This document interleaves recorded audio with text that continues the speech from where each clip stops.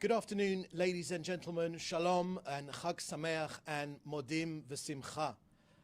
I'm David Mencer, Israeli government spokesman. Today is Wednesday, the 24th of April 2024. Yesterday was the 200th day of this war. This war which started, of course, on October 7th when Hamas plowed through Israel's borders and massacred Israelis, Jews and Muslims in an unparalleled inhumane attack.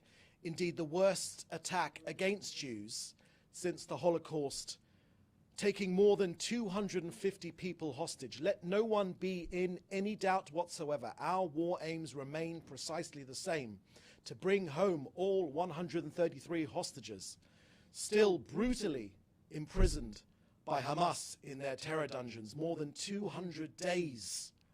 Women, men, children, a baby, and the elderly. We will bring them all home, both the living and the dead.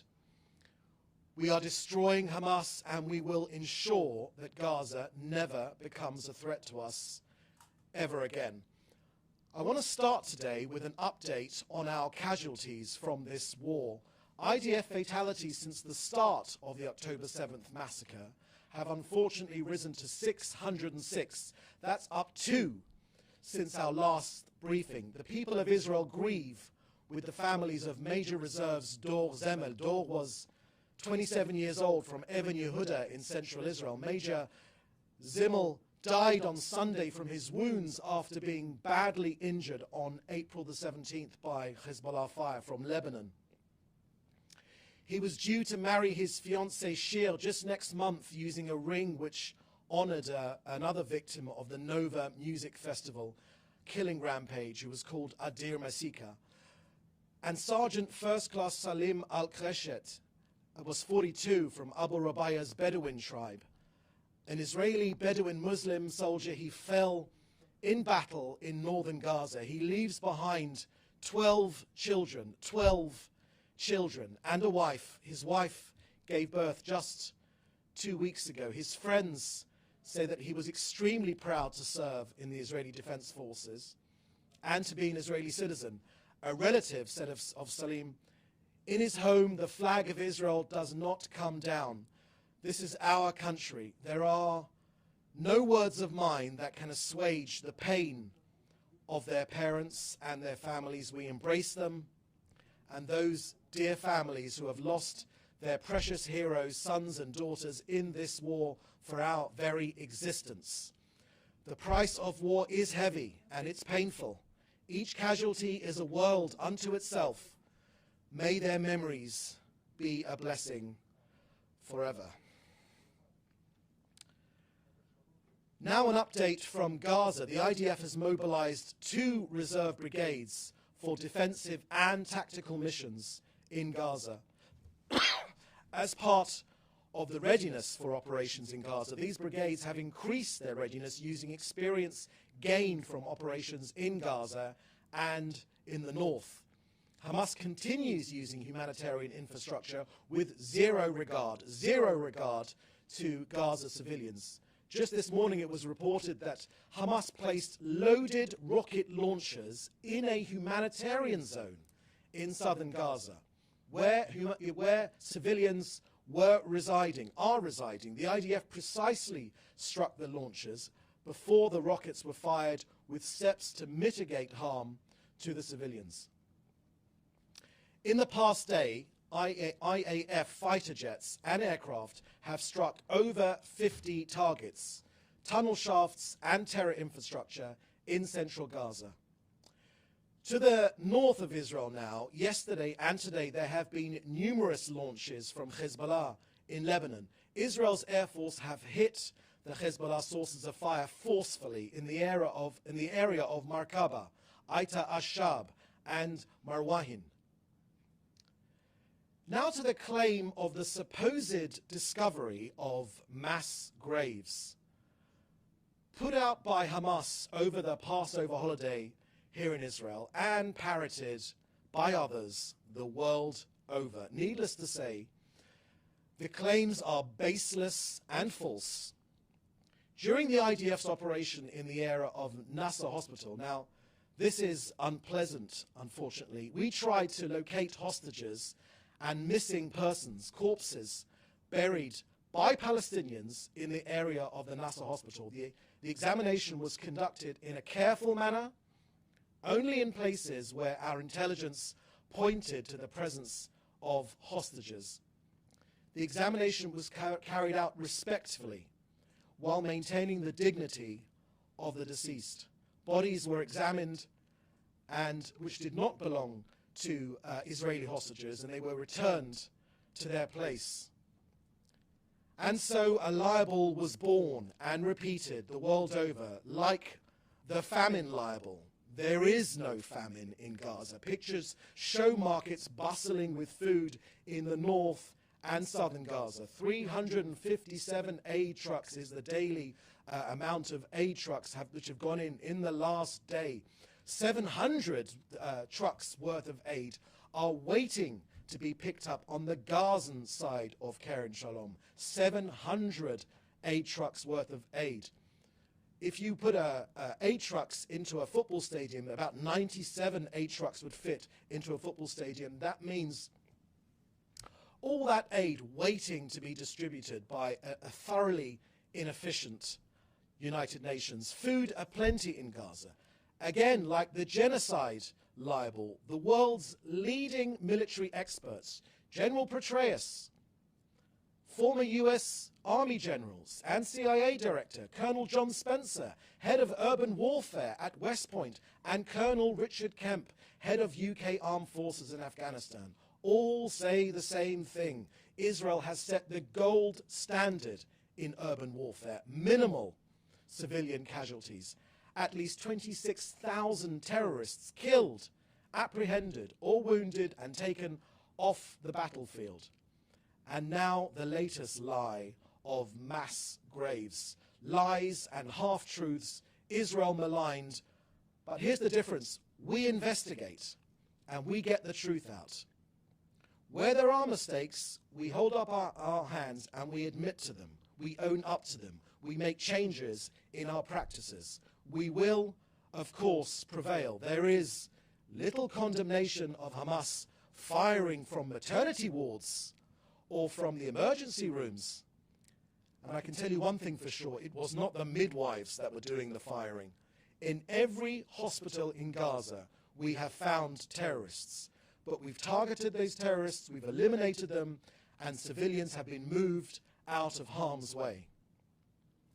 Next, I want to deal with the US aid package to Israel, which has been approved by an overwhelming bipartisan majority at the US Senate. It's clear evidence of the unbreakable bond between the two countries and sends a powerful message to all of our enemies. Israel and the United States stand together in their fight against terror and in defense of democracy and our common shared values.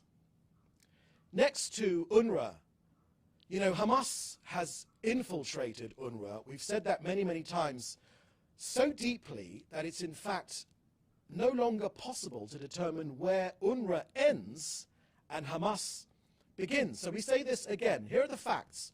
More than 2,135 UNRWA workers are members of either Hamas or Palestinian Islamic Jihad, prescribed terrorist organizations. 1/5 of UNRWA's school administrators are Hamas members. It's not a few bad apples, it's a rotten and poisonous tree whose roots are Hamas. The latest Colonna report ignores the severity of the problem and offers cosmetic solutions that do not deal with the enormous scope of Hamas's infiltration of UNRWA. It's sadly a whitewash. This is not what a genuine, thorough review looks like. This is what an effort to avoid the problem and not address it head-on looks like. Israel today calls on the donor countries to refrain from transferring their taxpayers' money, their hard-earned taxpayers' money to UNRWA, Gaza, as these funds will go to fund Hamas, the Hamas terrorist organization. And that violates legislation in the donor countries themselves. Israel calls on the donor countries to transfer their funds to other humanitarian organizations in Gaza. So that's the end of our briefing today. I will now take your questions, which you should put in the chat, together with your news outlet. Thank you very much. Thank you. First question from Dan Williams at Reuters. Is Israel moving ahead with its Rafa operation? Thank you, Dan, for that question. Yes, I can confirm Israel is moving ahead with our operation to target Hamas in Rafa. We will, as usual, be making every effort to move civilians out of harm's way as we have done in the past. We believe that we've destroyed at least 18 or 19 of Hamas's 24 battalions, but the 4 battalions which remain in Rafa cannot be shielded from Israel. They will be attacked, and we do this for the simple reason, as Benny Gantz, our minister in the Security Cabinet, has said very, very clearly, we cannot put out 80% of this Hamas genocidal army fire and leave 20% still roaring, because that 20% will retake Gaza, they will regroup and retake Gaza, and they will attack us again. They wish to do October the 7th again, and we will not let that happen. We refuse to live next to this genocidal, poisonous terror army anymore. Next question, please. Thank you. Second question from Dan Williams. Has Israel satisfied the U.S. that Palestinian civilians in Rafah will be relocated safely, and which foreign countries, if any, are helping with this relocation? Thank you for that second question, Dan. We are, of course, informing all countries in the region, the countries where we have good relations. We are continuing to inform them of our intentions, so they are fully aware. And when it comes to moving civilians out of harm's way, that is a key part of Israel's war strategy, to ensure that no civilians are harmed. As far as humanly possible, we get civilians out of harm's way, as we have done in the past, which has resulted, as General Petraeus, Colonel John Spencer, Colonel Richard Kemp have all said, have resulted in the gold standard of civilian to terrorist ratio when it comes to the results of this war. We are going after Hamas. We will not leave these four battalions still standing. Next question, please. Thank you. Question from Jody Cohen, WION. What is Israel's response to calls for an international investigation into Hamas's allegations of Israeli executions and mass burials at hospitals in Gaza? And does Israel have trust in international investigations after the last one found that Israel hadn't provided evidence of UNRWA-Hamas links? Thank you very much for that question, Jody.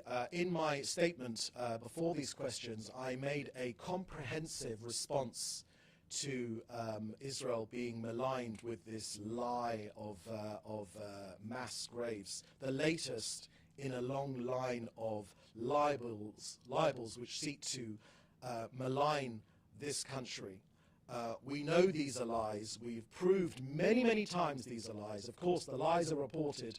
Our disproving these lies is very rarely reported, but we've ensured that all of our partners in the US and around the world are aware of the truth. These lies, of course, have a major effect on populations around the world, and we've seen that these lies have taken hold in many, many countries, resulting in huge increases in anti-Semitic attacks against Jewish communities around the world, on university campuses, and the world over, unfortunately. So the responsibility to report accurately is extremely important. We have wholeheartedly disproved this libel, and we will do so again and again and again. Every day, the lies against Israel mutate into a different lie, and so often they are parroted unquestionably. We simply ask this question. Would you parrot ISIS unquestionably? Would you parrot other terrorist organizations unquestionably?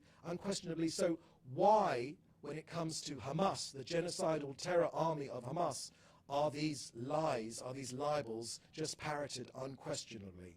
So yes, of course, we will do our utmost to defeat these lies. And we will also ensure that we do as much as possible to protect civilians. Israel protects civilians. Hamas seeks to maximize the effect of civilians on civilians. This is a key part of Hamas's strategy. They want to maximize civilian casualties because they think it will support their cause. They think it will save their skin, but it won't, of course, because we're going after Hamas and they will be defeated. Thank you, Jody. Next question, please. Question from Hannah Julian of the Jewish Press. There is a report that the ICC at The Hague plans to issue arrest warrants for very senior Israeli officials with the encouragement of the United States. Can you respond to this report? Thank you very much for that question, Hannah. The Prime Minister, Benjamin Netanyahu, has made a forceful riposte to those reports, which you can see on the Prime Minister's website, official website. He has very forcefully challenged those reports, and I've got nothing more to add than what the Prime Minister's already said. Thank you. Next question, please.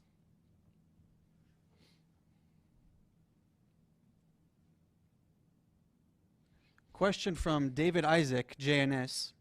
You mentioned the aid package and the unbreakable bond between the U.S. and Israel, but the U.S. administration has been doing everything to stymie Israel's actions against Hamas and Iran. What is Israel doing to ensure freedom of action in the future? Thank you for that question. The facts speak for themselves. That's all I will say on that question. The facts speak for themselves. Next question, please. Thank you. No further questions. Thank you for joining us today. We'll have another press briefing tomorrow at the same time, at the same place. Please stay safe, and of course, Chag Sameach to those celebrating Pesach and Passover. Thank you. Bye-bye.